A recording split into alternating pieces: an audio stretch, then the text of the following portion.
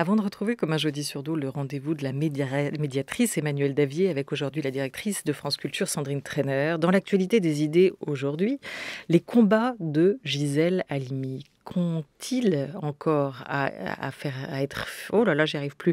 Qu'est-ce que cette femme, pardon, cette grande avocate a encore à nous transmettre aujourd'hui? Pour en parler, notre invité est grand reporter au Monde, prix Albert Londres, dont elle a ensuite présidé le jury de ce prix pendant 10 ans. Aujourd'hui, toujours membre, mais plus présidente. Annick Cogent est avec nous pour son livre paru chez Grasset, Une farouche liberté, un livre entretien avec l'avocate féministe Gisèle Halimi, décédée le 28 juillet dernier. Bonjour à vous, Annick Cogent. Bonjour, merci d'être là avec nous pour prendre le relais aussi de ma parole un peu effarouchée, visiblement. Quelle liberté avez-vous envie, vous, Annick Cogent, de défendre en ce moment? Oh, il y a beaucoup de libertés que j'ai envie de défendre, mais je dirais évidemment en tant que journaliste, puisqu'il y a plein de débats en ce moment et que beaucoup d'émotions, de manifestations et de cris indignés, j'ai envie de défendre la liberté d'expression, la liberté de penser. Voilà. Non pas que je crois qu'elle soit à ce point en grand danger de mort, sûrement pas, mais enfin c'est vrai qu'il y a des signaux qui sont inquiétants et qui méritent qu'on les dénonce, qu'on s'émeuve et qu'on fasse changer les choses. En tout cas, qu'on montre qu'on est vigilant et que dans cette période difficile, angoissante sans doute pour beaucoup de gens, mortifère même, on a subi à différentes reprises, enfin, il y a tout ce danger sanitaire, évidemment, qui est évidemment inquiétant pour nous, pour nos proches, etc. La mort rôde, oui, apportée par ce virus. On a subi les attaques terroristes qui sont très traumatisantes et parfaitement inquiétantes. Effectivement, le danger n'est absolument pas levé, le danger rôde. La France est dans un état d'alerte. Et puis, on voit ce qui se passe à l'étranger. Enfin bon, à la fois les guerres, les prises d'otages, la situation en Amérique qui a souvent indiqué un petit peu en avance ce que nous pourrions subir à notre tour. Et cette confiscation, en tout cas cette volonté de confiscation du pouvoir par Donald Trump, etc. Enfin, on voit que la démocratie qui paraissait si évidente, il y avait un exemple quand même devant nous qui était l'Amérique, là aussi vacille d'une certaine façon. Oui, tout ça nous met dans un climat qui doit nous alerter. Et puis voilà que coup sur coup, il y a des projets de loi, discussions, Assemblée nationale, je ne vais pas vous refaire le coup de l'article 24 dont on a tellement parlé dans tous les journaux, mais tout de même, volonté non pas de museler, mais on va dire d'encadrer davantage la presse ou les différents médias, sous prétexte de protéger les policiers, on peut le comprendre. Mais en tout cas, il y a un faisceau d'initiatives et de discours malheureux, je veux dire maladroits, on pourrait utiliser des termes plus forts, qui sont désolants. Voilà. Alors j'ai envie, oui, de défendre cette liberté d'expression pour le principe, parce que c'est aussi mon métier, et puis liberté de penser. Voilà. Et au fond, ça nous ramène à Gisèle Halimi, la farouche liberté, mais c'est vrai que c'est ça qui la caractérisait. Ouais. Elle C'est pensait étonnant parce libre. que justement, elle parle aussi beaucoup et on retrouve dans ce livre que vous avez pensé et coécrit ensemble cette idée des droits qui ne sont jamais totalement acquis ou Non, conquis. Il faut toujours se non. méfier de ces conquêtes, ça peut être détricoté à un moment. Surtout les droits des femmes. Ouais. Ils sont toujours les premiers attaqués dans les situations de crise, quelles qu'elles soient, dans les catastrophes naturelles, dans les situations de guerre, dans les situations de grande tension. Oui, c'est toujours les droits des femmes qu'on remet en cause. Alors on a le sentiment en ce moment d'être un peu dans ce moment de flux et reflux, d'aller-retour. Oui. Dans vos colonnes, dans celle du Monde, c'est l'avocat Patrice Spinozzi qui s'est exprimé, avocat au Conseil d'État et à la Cour de cassation. Et lui, il dénonce une accumulation de ces mesures sécuritaires. Il dit, avec toutes ces lois sécuritaires, nous construisons les outils de notre asservissement de demain. Dans quel état, Annick Cogent, pensez-vous qu'on va retrouver nos libertés à la sortie de cette crise sanitaire? J'espère qu'on aura sans doute, enfin j'espère qu'on aura envie de les défendre, de les assurer, d'en profiter pleinement. Parce que là, on est en train de s'habituer à ne plus aller manifester, on est en train de s'habituer à sortir avec une attestation, on est en train de Oui, s'habituer c'est à demander vrai. la permission à peu près pour tout. On a renoncé à beaucoup de choses et on a été très docile en général. Et heureusement d'ailleurs, parce que oui, le danger est grand, bien sûr, mais on a consenti à un certain nombre de privations de liberté pour mieux les utiliser, j'espère, après. Voilà. Je n'arrive pas à être très inquiète. Alors, c'est mon tempérament, je suis plutôt une optimiste de nature, mais j'ai au contraire l'impression que sorti de ce tunnel, et même si on conserve en tête ce qui nous est arrivé, et donc sans doute on aura appris quelques précautions sanitaires qui nous seront utiles pour l'avenir. En revanche, le droit de nous rassembler, le droit de manifester, le droit de nous exprimer, le droit de vivre pleinement toutes nos libertés, d'aller et venir, etc., je pense qu'on va au contraire les saisir avec peut-être encore plus de force. Et les maladresses récentes du gouvernement, je crois que ne vont pas assoupir nos concitoyens. Au contraire, j'ai l'impression qu'on aura davantage envie de les revendiquer. J'espère pas avec violence, parce que c'est une vraie préoccupation et que ce serait dommageable.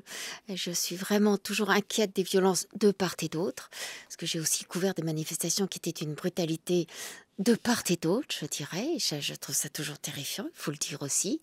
Je n'arrive pas à comprendre ça. Mais je crois que ces débats actuels nous donneront, j'espère, l'envie. Et là, pour le coup, la culture, les différents acteurs de la culture seront nécessaires pour nous questionner sur ce que nous avons vécu et pour, non pas nous agiter, mais en tout cas nous donner envie de remettre en question et clamer, oui, nos idées, nos forces, et revenir à des débats d'idées, des rassemblements. J'espère que dans les théâtres, dans les cinémas, etc., j'espère que les créateurs qui fourmillent d'idées et qui ne peuvent pas les exprimer actuellement vont pouvoir le faire. Moi, je crois qu'au contraire, la sortie de ce tunnel sera une explosion, je crois, d'idées, de controverses, en tout cas de saisie de la parole. Alors on espère que l'avenir vous donnera raison. Ne vous résignez jamais, dit Gisèle Halimi. C'est d'ailleurs le titre de l'un de ses livres. Qu'est-ce que vous mettez-vous derrière ce mot de résignation? Est-ce qu'il y a des moments où vous vous êtes senti résigné? Parfois, sans doute. Et pour revenir au thème préféré de Gisèle, résignée parfois devant le machisme et la phallocratie ambiante. Voilà, quelquefois. Je m'en veux, dans ces cas-là, de ne pas oser davantage lever la main ou crier. Peut-être pas crier, c'est pas mon genre, mais en tout cas de m'indigner plus fortement. Quelquefois, oui, les femmes sont obligées de se résigner temporairement ou de se taire parce qu'elles vont faire peur si elles crient trop fort, si elles existent trop pleinement, elles vont être mises de côté très vite. Elles ont du mal à secouer l'ordre. Et c'est vrai que quand Gisèle Halimi dit qu'est-ce que j'attends encore des femmes? Moi, j'attends la révolution. Alors, elle est culottée de dire ça, mais elle pouvait le dire parce que c'est Gisèle Halimi. Mais c'est vrai c'est une révolution qu'il faudrait faire quand on regarde le rapport de force entre les hommes et les femmes encore, y compris dans nos sociétés et dans l'ensemble du monde. C'est étonnant qu'il n'y ait pas plus de gens à dénoncer ces inégalités criantes. On est aujourd'hui au lendemain de la journée mondiale des violences faites aux femmes, à l'encontre des femmes, et les statistiques sont partout dans le monde, et y compris en France, encore assez terribles. Mais oui, c'est juste pas de chance de naître femme dans la plupart des pays du monde. Voilà, c'est pas de bol. On a une chance sur deux, et ben, si on est petite fille, et ben, on est tombé du mauvais côté. Ça veut dire qu'on sera moins nourri dans la plupart des pays, moins nourri. Toute une partie de l'Afrique, de l'Asie, etc., on nourrit moins les petites filles, moins soignées lorsqu'elles sont malades. On fait bien attention si on a peu de moyens, enfin très attention aux petits garçons, à l'aîné ou au petit garçon qui suivra, mais en tout cas pas à la fille. Moins éduquée, évidemment, dans beaucoup d'endroits. Alors, je ne vous parle pas de l'Afghanistan, etc., où évidemment les talibans recommencent à attaquer toutes les écoles qui avaient été créées ces dernières années pour les petites filles et les fermer ou tuer les professeurs, femmes bien sûr, etc. Moins éduquées, on pensera très vite au mariage, parce que pour la plupart des filles du monde, le mariage est l'unique horizon, la seule possibilité peut-être, j'allais dire de s'en sortir, non même pas, c'est-à-dire de passer de l'autorité d'un père à l'autorité d'un frère ou d'un mari. De toute façon, voilà ce qui est le destin de la plupart des femmes encore aujourd'hui. Ça paraît incroyable. Alors là, je parle de différentes sociétés, mais c'est vrai que dans la nôtre, où c'est quand même évidemment plus égalitaire, petit à petit, les choses ont progressé. On en est encore très très loin. Qui oserait prétendre que qu'il y a une égalité parfaite entre les petites filles et les petits garçons actuellement? C'est pas vrai. Régression, progression, progression, régression, on revient à ce mouvement qu'évoque Mhm. Gisèle Halimi. Quand on n'avance pas pour les femmes, compte tenu du retard à rattraper, on régresse. Mais on régresse parce que ce qui était considéré comme des libertés à conquérir et ce qui faisait qu'on croyait qu'on les avait complètement conquises sont vécues, me semble-t-il, comme des libertés tolérées. Et toute la différence est là.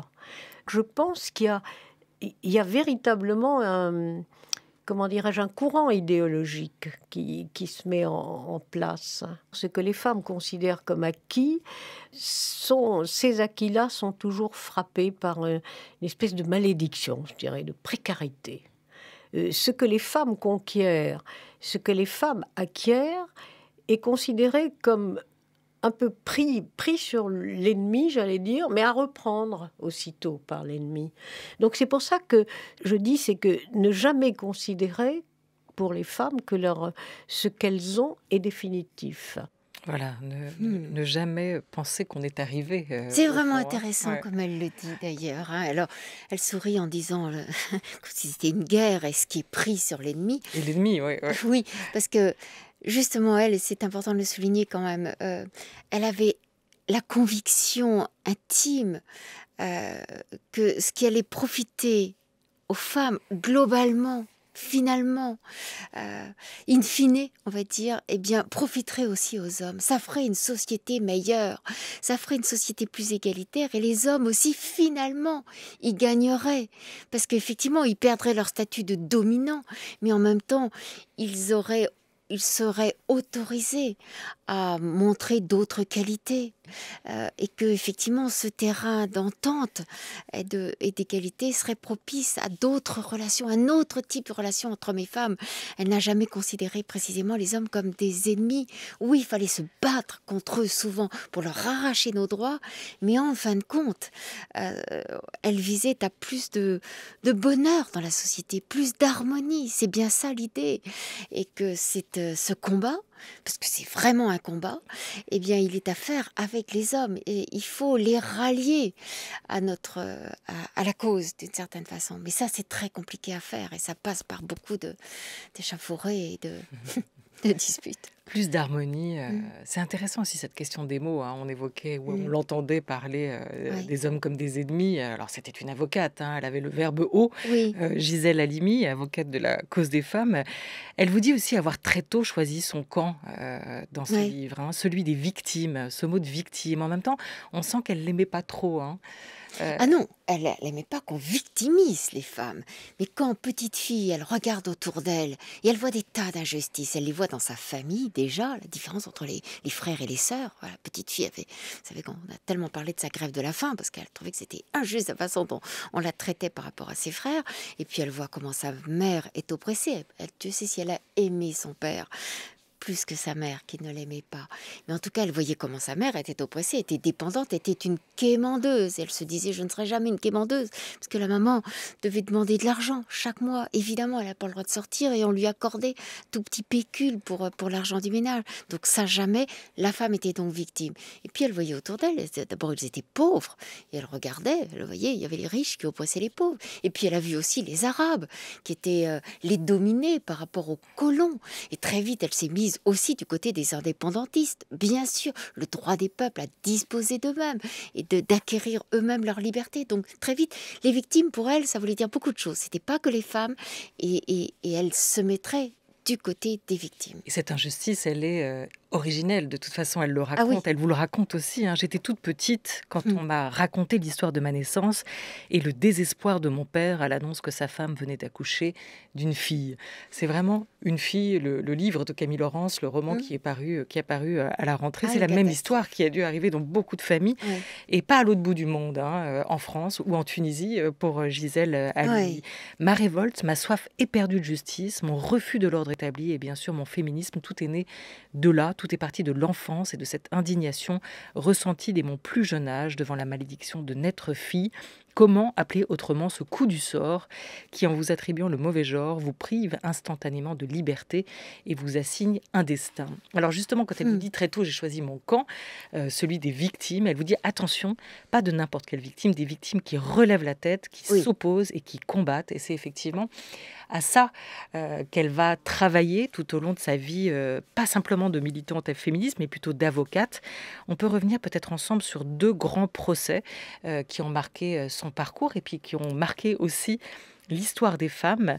On va ouvrir avec, si vous le voulez bien, avec le procès de Bobigny, 1972. On est à la sortie avec la mère de Marie-Claire et Gisèle Halimi. Si vous aviez apporté un jugement, ce que vous venez de faire avec votre fille, est-ce que vous recommenceriez? Bien sûr que je recommencerai.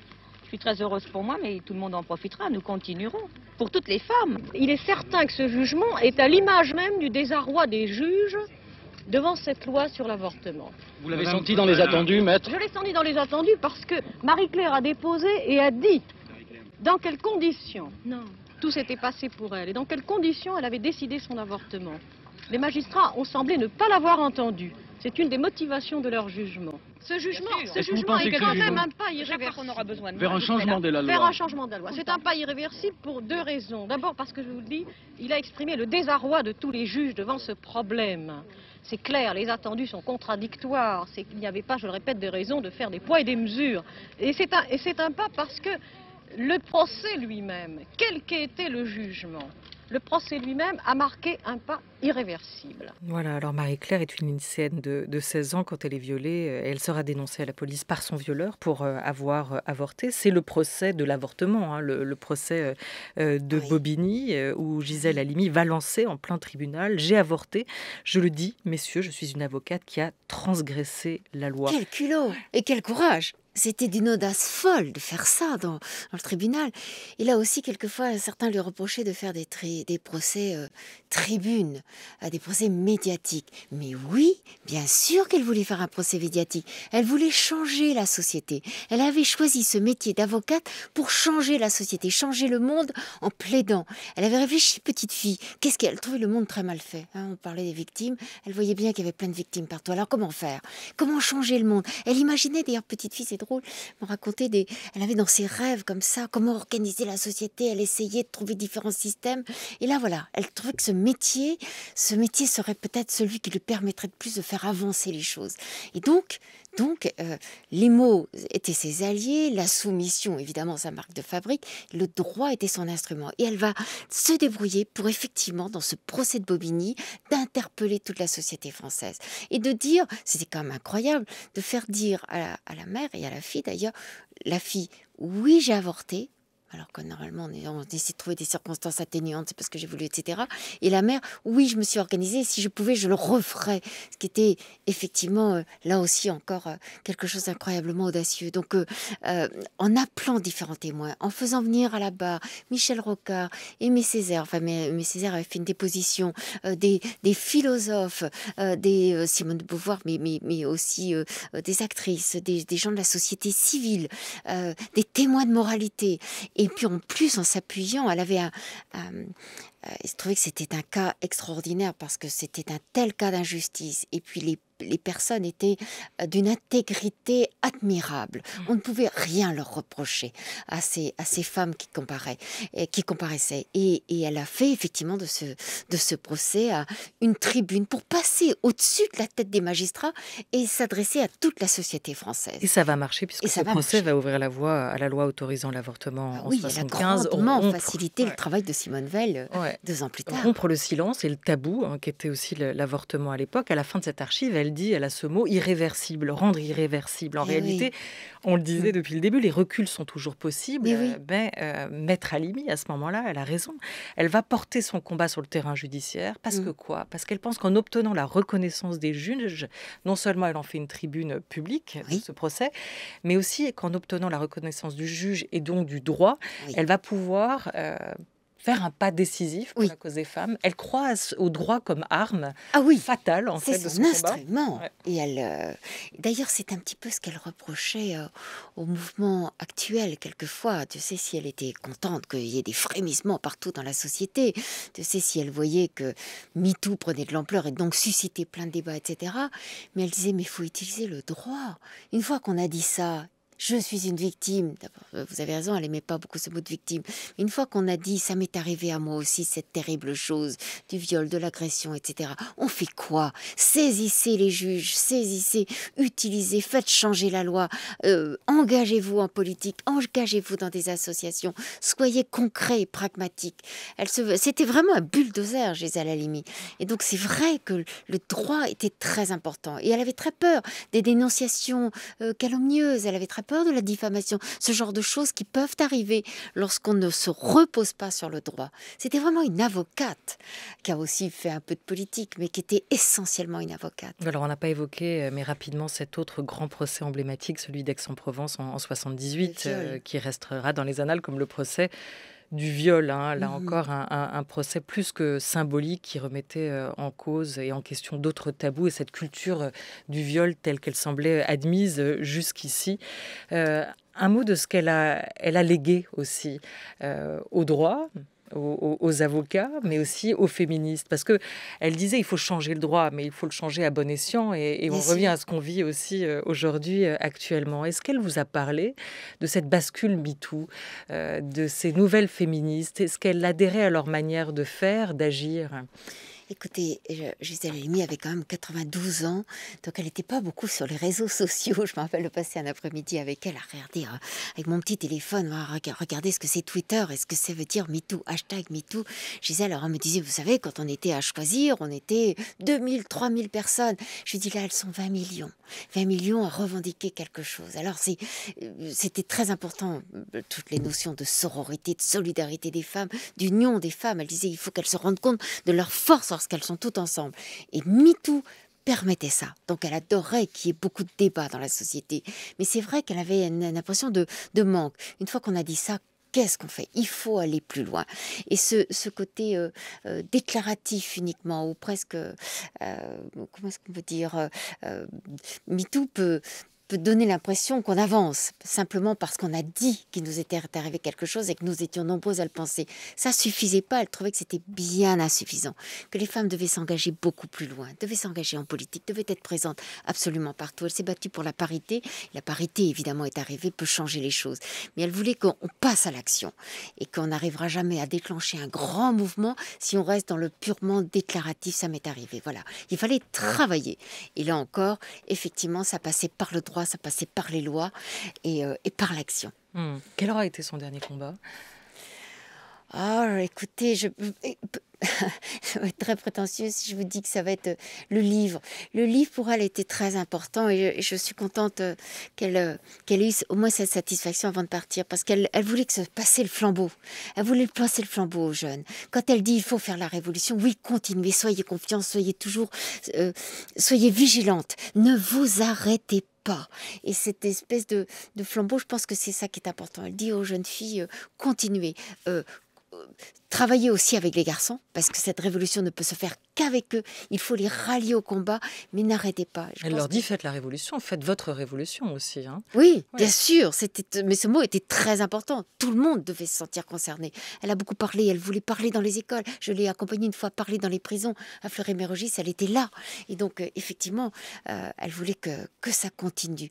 Elle regrettait toujours que les femmes, quelquefois, consentent trop longtemps à leur oppression. Et comme dans tous les systèmes oppressifs, ne peuvent se perpétuer que si les opprimés y consentent. Et donc, ça suffit. Levez-vous les femmes. Et je pense que effectivement, les mouvements actuels ne pouvaient quand même que lui faire plaisir. Emmanuelle Davier, médiatrice de Radio France, nous a rejoint dans ce studio avec Sandrine Trainer, directrice de France Culture. Bonjour à toutes les deux. Bonjour Olivia. Une figure du féminisme, Gisèle Halimi. Une figure du féminisme et ô combien. Et d'ailleurs, ça me donne l'occasion de dire que nous adaptons en podcast, ce sera le mois prochain, la série d'entretiens que fait Annick Cogent depuis longtemps maintenant dans les pages du Monde. Je ne serais pas arrivée là si, qui vous a fait rencontrer notamment Gisèle Halimi, et ce sera un podcast avec des dialogues qui sont lus par Judith Henry et Julie Gaillet. Ah oui. Ça me fait très plaisir, c'est génial, ça, ouais. Vraiment. Exemple de collaboration sur le sujet des femmes entre la presse écrite et la radio. Et alors, toutes les trois, vous ne seriez pas arrivées là si Annick Cogent, vous avez dû vous la poser la question depuis le temps que vous la posez. C'est vrai, moi, écoutez, c'est très clair ma réponse. Sans cette maman formidable qui était ouverte, joyeuse et qui m'a donné toutes les libertés et m'a montré que l'horizon, effectivement, était très très large. Voilà. Sandrine Trainer, vous ne seriez pas arrivée là si J'en sais rien. Je sais pas. Compliqué de dire une phrase, c'est vertigineux comme question. Emmanuelle Davier se lance. Je dirais, alors vraiment au pied levé, sans détermination et surtout la rencontre d'une enseignante de philosophie qui m'a vraiment mis entre les mains toutes les clés qu'il faut pour tracer sa voie. Alors je répondrai que moi je ne sais pas à quoi je suis arrivée. Bon, 13h23 sur France Culture.